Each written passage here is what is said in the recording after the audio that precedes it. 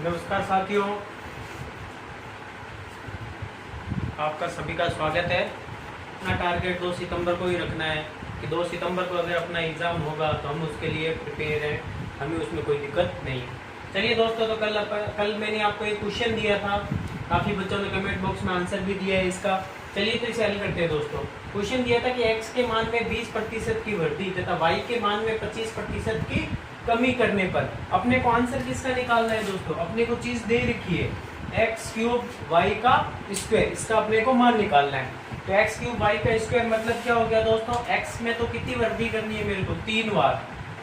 X में 20% की वृद्धि यानी 120/100 और वाई में कितनी बार कमी 2 बार। 25% की कमी यानी 75/100। ये जो भी तो 100 टोटल मेरा मान था 100, उसमें ये वृद्धि होगी 2 0 से 2 0 कट गए, यानी मेरे कितने आ गई वृद्धि या कमी कितनी आ गई 97.2 की। अब 97.2 की मेरे टोटल वृद्धि या कमी थोड़ी है दोस्तों, इसे माइनस किससे करूंगा 100 से, तो मेरा आंसर कितना आ जाएगा 2.8%।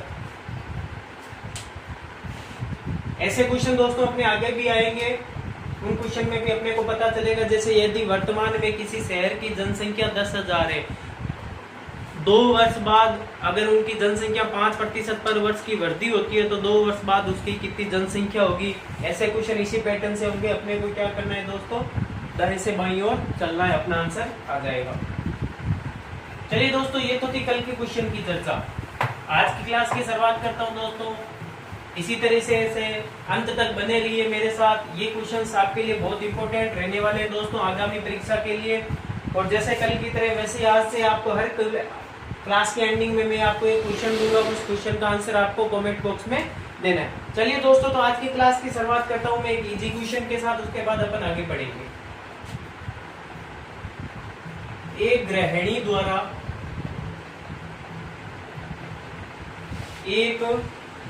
द्वारा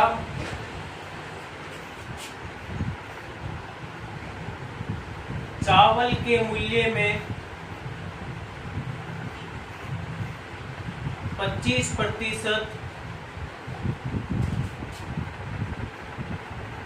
वृद्धि होने पर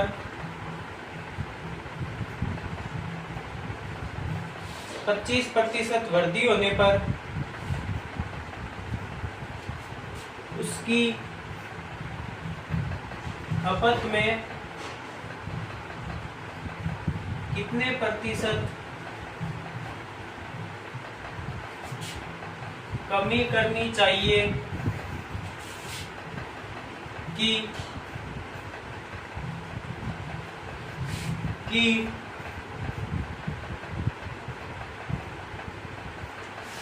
उसका खर्च अपरिवर्तित रहे।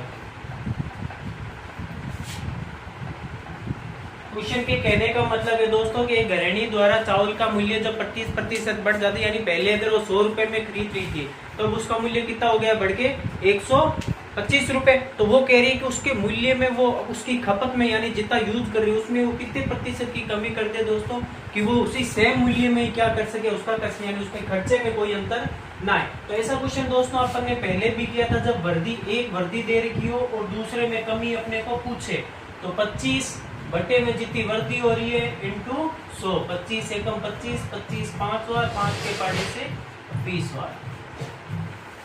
जब भी दोस्तों ध्यान रखना, आपको 25% की यहाँ पे वृद्धि दे तो आंसर हमेशा कमी कितने प्रतिशत की आएगी दोस्तों, 20% की कमी आएगी। और आपको 20% की कमी दे तो वृद्धि हमेशा कितने प्रतिशत की आएगी, 25% की। ये दोनों आंकड़े एक दूसरे के सिमिलर होते हैं। 25 की वृद्धि है तो 20 की कमी होगी, 20 की वृद्धि है तो 25 की क्या होगी दोस्तों, कमी। ऐसे आंकड़े आपको दिखे तो क्वेश्चन हल ही नहीं करने आपको। यानी अगर आपको दे रखा है 20% वृद्धि तो कमी कितने की हो जाएगी, 25% कमी। और अगर ये कमी देते तो ये वृद्धि हो जाएगी, वृद्धि देते तो कमी, यानी ये एक दूसरे के क्या होते हैं दोस्तों, अल्टरनेटिव होते हैं। उतार लिया होगा। उम्मीद करता हूं दोस्तों आपको क्वेश्चन समझ में आ रहे होंगे। वीडियो को अंत तक बने रहिए मेरे साथ, वीडियो को अंत तक देखें, वीडियो को लाइक करें दोस्तों। चलिए दोस्तों, आज से अपन आगे स्टार्ट करते हैं। कल अपन ने कुछ विद्यार्थियों के उत्तीर्णांक से रिलेटेड क्वेश्चंस की अपन ने बात की थी दोस्तों। आज उससे आगे अपन चलते हैं।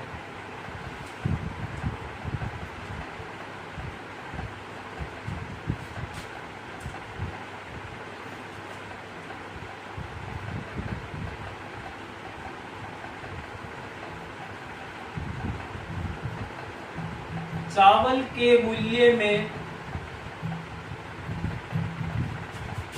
30% की वृद्धि होने पर एक परिवार को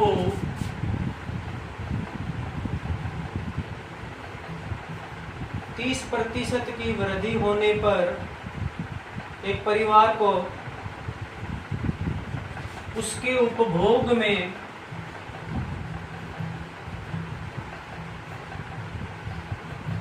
कितने प्रतिशत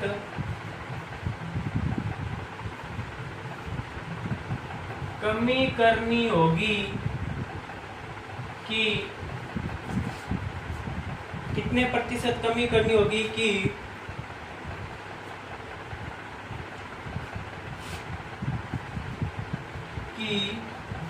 चावल पर होने वाला व्यय केवल 17% बढ़े। क्वेश्चन को गौर से पढ़े दोस्तों। पिछला क्वेश्चन अपन ने किया था तो उसमें अपने को एक वृद्धि दे रखी थी और दूसरी कमी का उसने अपने को पूछा था कि इतने प्रतिशत की वृद्धि कर दी जाए तो कमी कितने की होगी। इस क्वेश्चन में दोस्तों वो कह रहे हैं कि चावल के मूल्य में 30% की वृद्धि कर देता हूं तो उसकी कितनी कमी रहे कि उपभोग जो उसमें तो क्या था, अपरिवर्तित था, लेकिन इसमें क्या कह रहा है कि वो कितना बढ़े, ओनली 17% ही बढ़े।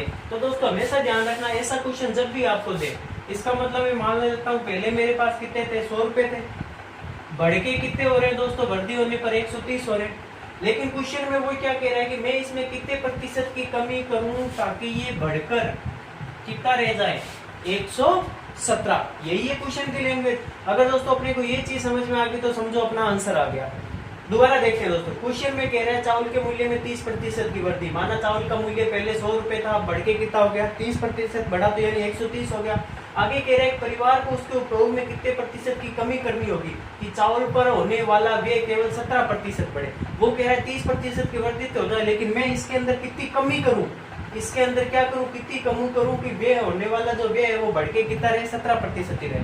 तो आंसर आ गया दोस्तों। दोनों का अंतर कितने का आ गया अपना, 13 का। अंतर किस पे, 130 पे इंटू 100, 0 से 0, 13 से 13, यानी 10% की मेरे को क्या करनी पड़ेगी दोस्तों, कमी। समझ में आ गया दोस्तों। इस क्वेश्चन को अगर आप वैसे करोगे 30/130 इंटू 100 तो भी दोस्तों सेम ही आंसर आएगा, लेकिन क्वेश्चन की लैंग्वेज देख के बच्चा कंफ्यूज होता है कि कितने प्रतिशत वृद्धि करनी है। यानी मेरे को यहाँ पे क्या दे रखा है दोस्तों, 30% की वृद्धि। तो आप कैसे करते, 30/130 इंटू 100, 0 से 0। अब इसे काट के बच्चा यहाँ पे कंफ्यूज हो जाएगा कि अरे आंसर कैसे आएगा, जबकि ये क्वेश्चन पिछले क्वेश्चन की तरह नहीं है दोस्तों। इसमें वो क्या कह रहा है, उसमें तो यहाँ पे ध्यान रखना, लैंग्वेज पढ़नी है।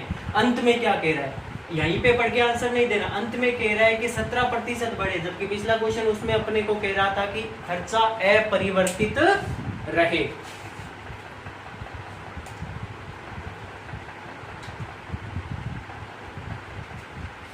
चलिए दोस्तों, इसी क्वेश्चन की लैंग्वेज को थोड़ा सा आगे बढ़ाता हूं दोस्तों।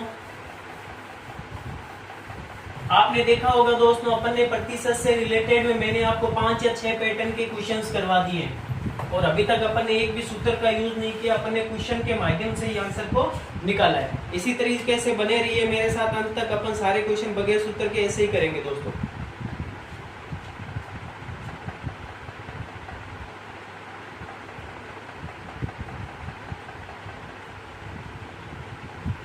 नेक्स्ट क्वेश्चन करते हैं दोस्तों। गेहूं के मूल्य में 25%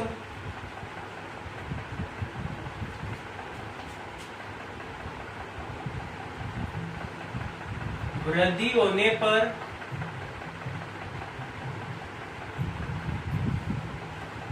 एक परिवार ने इसके उपभोग में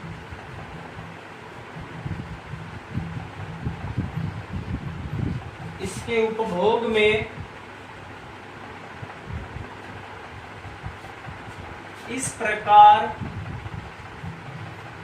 कमी की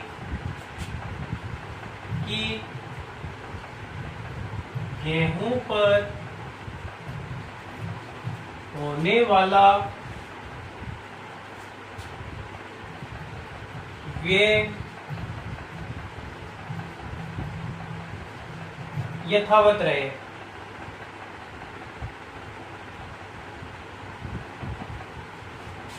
या यथावत रहा।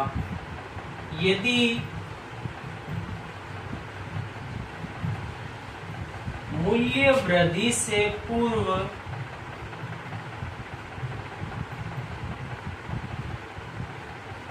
कुल गेहूं का उपभोग, यदि मूल्य वृद्धि से पूर्व कुल गेहूं का उपभोग 60 किलोग्राम था, तो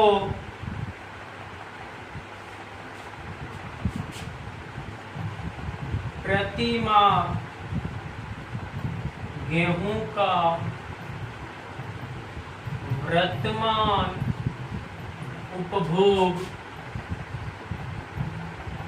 कितना होगा।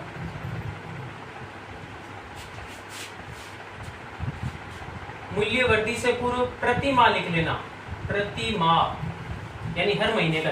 देखो कुछ अभी वाले क्वेश्चन में इस क्वेश्चन में कुछ फर्क दिख रहा है आपको। अभी वाले क्वेश्चन में तो अपने को क्या दे रखा था, प्रतिशत वृद्धि दे रखी थी। वो कह रहा था प्रतिशत में जो व्यय होने वाला है वो इतने प्रतिशत तक ही बढ़े, ज्यादा ना बढ़े। लेकिन इस क्वेश्चन में कह रहा है कि गेहूं के मूल्य में मैं 25% की क्या कर देता हूँ, वृद्धि कर देता हूँ। तो वृद्धि करने के बाद मेरा जो इस बार उसमें क्या पूछ रही, मात्रा पूछ ली दोस्तों, कि मैं 25% वृद्धि होने से पहले तो मैं क्या कर रहा हूँ, 60 किलोग्राम गेहूं का उपभोग कर रहा हूँ। अब अगर 25% की वृद्धि हो जाएगी तो मैं कितने गेहूं कम होगी ना दोस्तों, ये क्या होगा, कम ही होगा, क्योंकि 25% उसकी रेट बढ़ेगी, मूल्य बढ़ेगा, तो गेहूं की मात्रा क्या होगी, कम होगी। कैसे 25% की वृद्धि करेंगे, यानी 100 की जगह 125 × 100, यानी कितने प्रतिशत की कमी करनी पड़ेगी दोस्तों, 20%। ये 20% किसका, 60 का।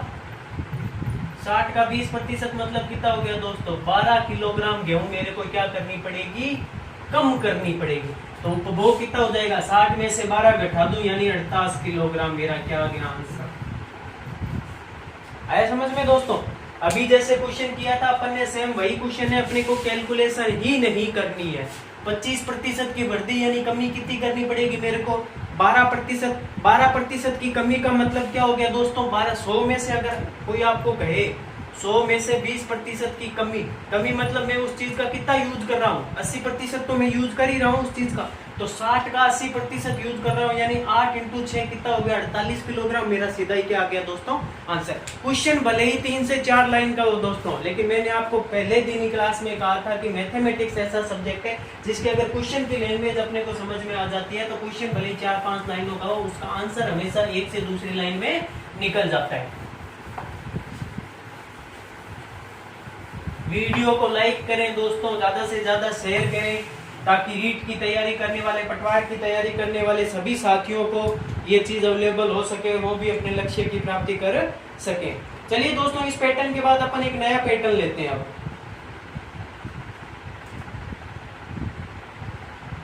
गेहूं के मूल्य में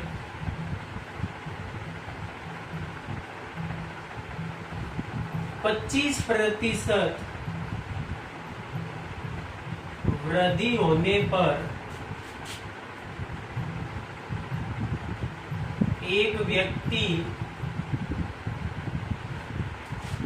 640 रुपए में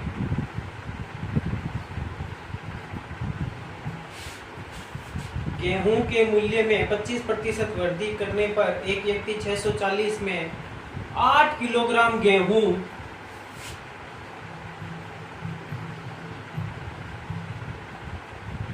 कम खरीदता है।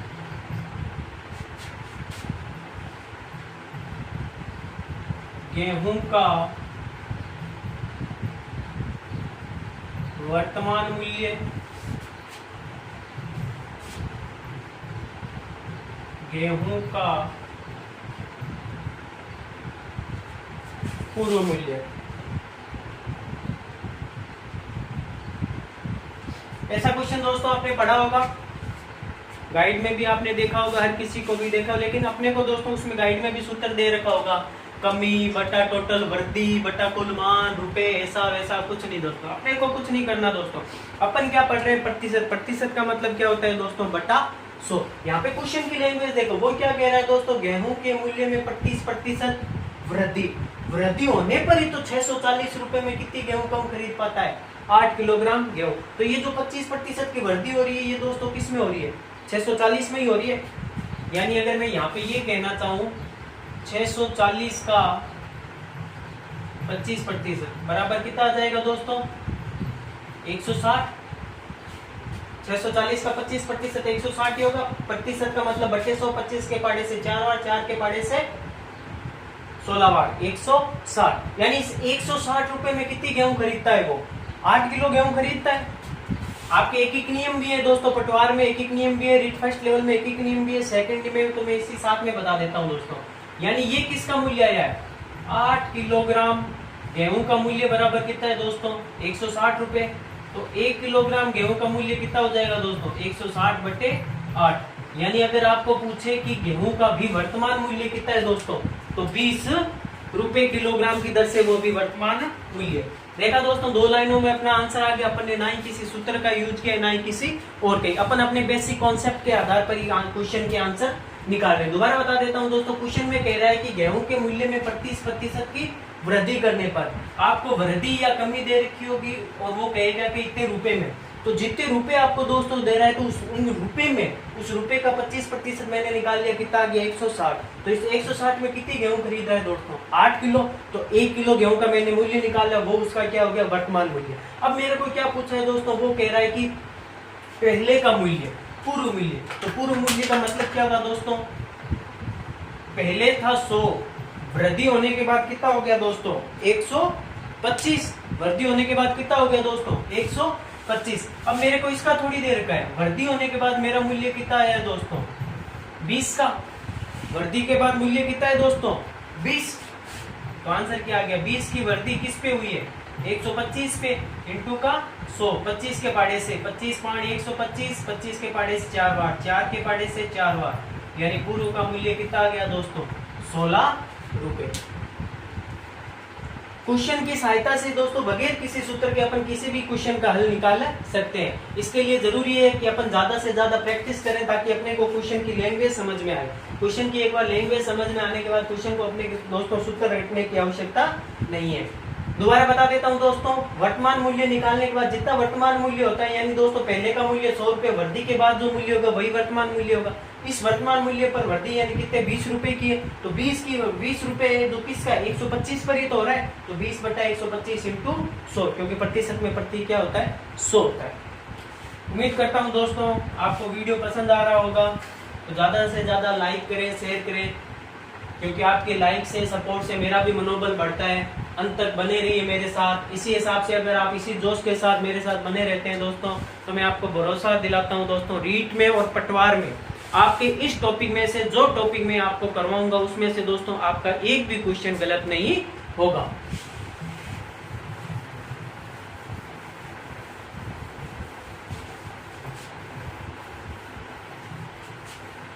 चलिए दोस्तों, एक क्वेश्चन, ये अपना एक पैटर्न होता है प्रतिशत में, इससे आगे एक पैटर्न करते हैं दोस्तों। आगे का पैटर्न अपन दोस्तों लेते हैं, जो कई बार आता ही है दोस्तों, लेकिन इस पैटर्न में दोस्तों अपने को ध्यान रखना है, हमेशा अपने चलना कहाँ है, बाएं से लेके दाईं तरफ चलना, कभी बैक साइड से आगे की तरफ नहीं आना है। जैसे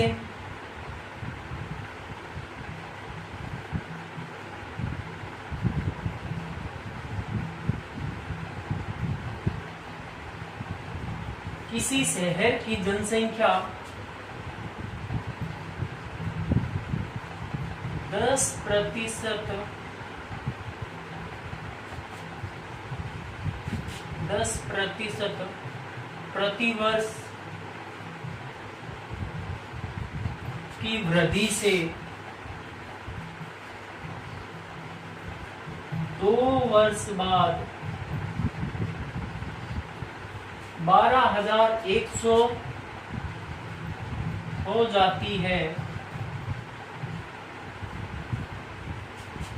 तो 2 वर्ष पूर्व शहर की जनसंख्या कितनी थी। इसी क्वेश्चन की लैंग्वेज घुमा के दे दे दोस्तों आपको।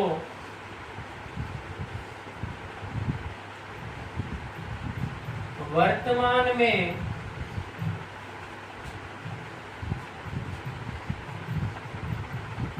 किसी शहर की जनसंख्या 10,000 है तथा प्रतिवर्ष 10% की वृद्धि हो तो 2 वर्ष बाद में शहर की जनसंख्या होगी। ये 2 क्वेश्चन लिखे गए हैं दोस्तों आपके सामने। ये भी एक अपने प्रतिशत का हिस्सा ही है दोस्तों, आपके एग्जाम में पूछे भी गए हैं दोस्तों ये क्वेश्चन। पहले क्वेश्चन में तो दोस्तों आपको क्या है, वर्तमान की चीज ना देख के वर्तमान की चीज अपने को पूछी और वो कह रहा है कि 2 वर्ष बाद में, यानी 2 वर्ष बाद में वो कह रहा है इतनी बढ़ जाएगी, तो आज उसकी कितनी वो चीज उसने पूछी। सेकंड क्वेश्चन में कह रहा है कि आज की चीज मेरे को दे रखी और कह रहा है 2 वर्ष बाद कितनी होगी, यानी आगे की उसने पूछे। ऐसे क्वेश्चन में हमेशा ध्यान रखना दोस्तों, अपने को सीधा सा प्रतिशत निकालना है दोस्तों। मेरे को अभी आज की पूछी है तो मेरे को आज की पता नहीं है, तो मैंने यहाँ पे क्या लिख दिया, x लिख दो या कुछ भी लिख दो, यानी कोई भी संख्या, यानी अपने को इसे हल नहीं करना है। वृद्धि कितने की हो रही है दोस्तों, 10 की, बराबर में हो कितनी जाएगी दोस्तों, 2 साल के बाद हो कितनी जाती है, बराबर में कितनी हो जाती है, 12,100। बस दोस्तों अपने को इतनी से ये लाइन एक लाइन है और अपना आंसर है दोस्तों। अपने को हमेशा ये चीज ध्यान रखना, हमेशा अपने को दाईं तरफ से इस तरफ से, दाईं तरफ से बाईं तरफ की ओर चलना है। चाहे अपने को ये मान दे रखा है, चाहे अपने को ये मान नहीं दे रखा है। यहाँ वाला मान दे रखा होगा तो भी दोस्तों अपन इधर से हल करेंगे तो ये आंसर आ जाएगा, नहीं दे रखा है तो भी इधर से ही हल करते हुए चलेंगे। अपने बराबर में ये मान दे रखा है तो उसको लिख देंगे। कल भी मैंने फर्स्ट क्लास में भी मैंने बताया था दोस्तों, बराबर में जो संख्याएं कटती है उन्हें काट दो। इधर से उधर पक्षांतरित करेंगे तो भी दोस्तों ये बटे में आएगी, सीधी काटते हो तो सीधा काट, 2 जीरो से 2 जीरो गए दोस्तों। 11 का वर्ग कितना होता है दोस्तों, 121। इसका मतलब दोस्तों कितना आ गया, 100 ये बच गया और ऊपर 100 की गुणा हो गई। 100 × 100 बराबर कितना आ गया दोस्तों, 10,000। दोबारा समझ लीजिए दोस्तों, बराबर में ऊपर की ऊपर संख्या कट जाती है, काटते नहीं हो तो बराबर से इधर कितना है मेरा दोस्तों, 12,100 बटे में वज्र गुणा करूंगा, क्योंकि इसके बटे में एक तिरछी गुणा करूंगा तो ये ऊपर वाली संख्या तो कहाँ जाएगी दोस्तों, नीचे, और नीचे वाली संख्या इधर इसके साथ में कहाँ चली जाएगी, गुणा में। तो 1 0 2 0 1 0 2 0, 11 के पाढ़े से 121, 11 बार 11 से 11 कट गया तो कितना बच गया, 1। 100 की 100 से गुणा कर दी तो कितना आ गया दोस्तों, 10,000। उम्मीद करता हूँ दोस्तों आपको क्वेश्चंस पसंद आ रहे होंगे, वीडियो पसंद आ रहा होगा दोस्तों, तो एक लाइक तो बनता है। चलिए दोस्तों, नीचे वाला क्वेश्चन, इस क्वेश्चन में इस बार उसने क्या कह दिया, वो कह रहा है कि अभी की जनसंख्या मेरे को उसने दे रखी है दोस्तों। वो कह रहा है अभी जनसंख्या कितनी है, 10,000 है, और वृद्धि कितने की हो रही है दोस्तों, 110 की। ये चीज मेरे को दे रखी है और बराबर वाली ये चीज पूछी है। इस क्वेश्चन का जस्ट उल्टा हो गया, ये चीज मेरे को पूछी है। तो 1 0 2 0 1 0 2 0 1 0 2 0 1 0 2 0, 11 की 11 से गुणा कितना हो गया दोस्तों, 121, और 2 0 की 2 0, आंसर कितना आ गया मेरा, 12,100। उतार लीजिए।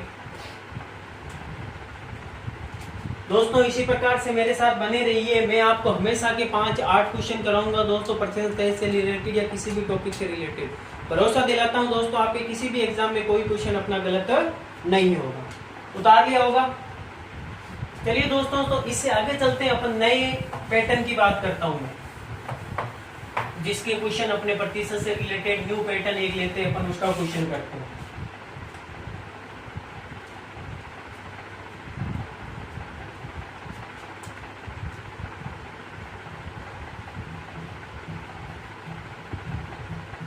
एक परीक्षा में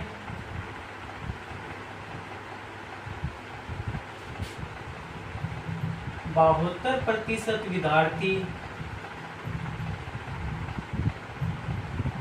गणित में तथा 84% विद्यार्थी विज्ञान में उत्तीर्ण हुए।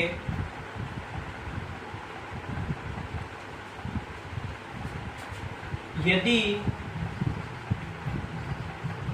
14% विद्यार्थी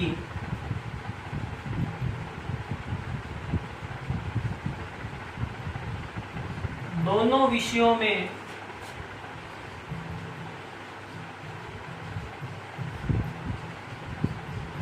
अनुत्तीर्ण हुए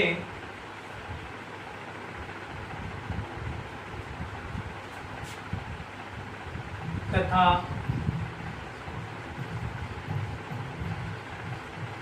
उत्तीर्ण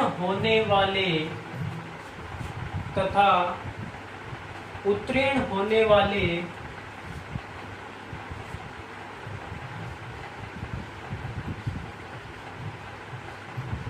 विद्यार्थियों की संख्या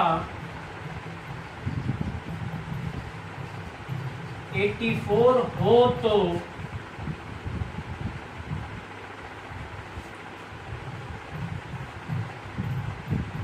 परीक्षा में कुल विद्यार्थियों की संख्या बताओ। चलिए दोस्तों, देखिए क्या कहना चाह रहा है क्वेश्चन में कह रहा है दोस्तों, ये ऐसा क्वेश्चन आपके एग्जाम में आता है दोस्तों की परीक्षा में दे दिया जाता है। 2 प्रकार के क्वेश्चन देता है दोस्तों, या तो वो पास में देगा या फेल में। इस क्वेश्चन में अपने को क्या कह रहा है दोस्तों, वो कह रहा है गणित, और मेरे को दूसरा सब्जेक्ट क्या कह रहा है दोस्तों, विज्ञान। गणित में पास कितने दे रहा है दोस्तों, 72, और विज्ञान में कितने दे रखा है, 84%। और मेरे को दोनों में क्या दे रखे हैं, फेल दे रखे हैं। कितने, 14%। तो दोस्तों जब भी ऐसा क्वेश्चन है तो हमेशा ध्यान रखना दोस्तों, जब दोनों की बात कर रखा, दोनों अगर अनुत्तीर्ण है तो इनको भी अनुत्तीर्ण में कर लेना।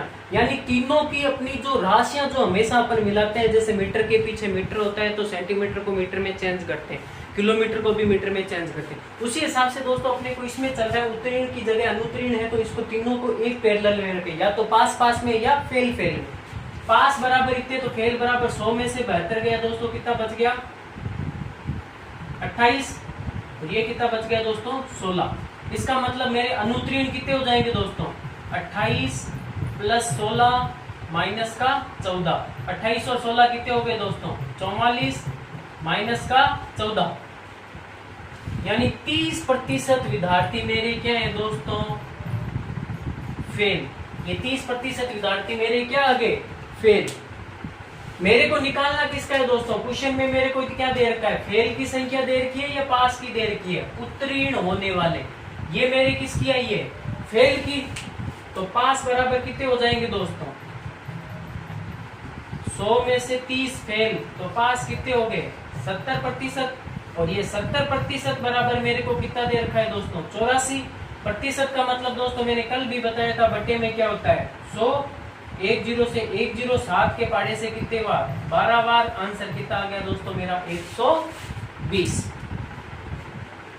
दोबारा देख लीजिए दोस्तों, जब भी आपको परीक्षा में 2 सब्जेक्ट के बारे में तुलना कर रहा है और पास और फेल की तुलना करता है, तो अपने को क्वेश्चन की लैंग्वेज को हमेशा ऐसा बनाना है कि या तो ये तीनों चीजें किस में होनी चाहिए दोस्तों, पास पास और पास में होनी चाहिए, और या तीनों चीजें किस में होनी चाहिए, फेल फेल और फेल में। यहाँ पे अपने को फेल यानी अनुत्तीर्ण का दे रखा था, तो मैंने इनका भी अनुत्तीर्ण निकाल लिया। फिर क्या है कि इन दोनों सब्जेक्ट को जोड़ के, क्योंकि इन दोनों को मिला कि ये कॉमन होंगे ना इन दोनों में, तो दोनों को काउंट करके मैंने उसमें से कितना 14 घटा दिया, तो मेरे क्लास में टोटल कितने 30% विद्यार्थी दोस्तों क्या हो गए, अनुत्तीर्ण हो गए। अब ये 30% विद्यार्थी अनुत्तीर्ण है, तो दोस्तों उत्तीर्ण कितने हो गए 70%, और 70% बराबर क्वेश्चन में मेरे को कितना दे रखा है दोस्तों 84 बराबर 70%, तो एक बराबर कितना आ गया दोस्तों 120, यानी क्लास में विद्यार्थियों की संख्या कितनी होगी दोस्तों 120। उम्मीद करता हूं दोस्तों आपको क्लासेस पसंद आ रही है, ज्यादा से ज्यादा लाइक करें, शेयर करें। आज की क्लास को यही विराम देता हूं दोस्तों। जय हिंद, जय भारत।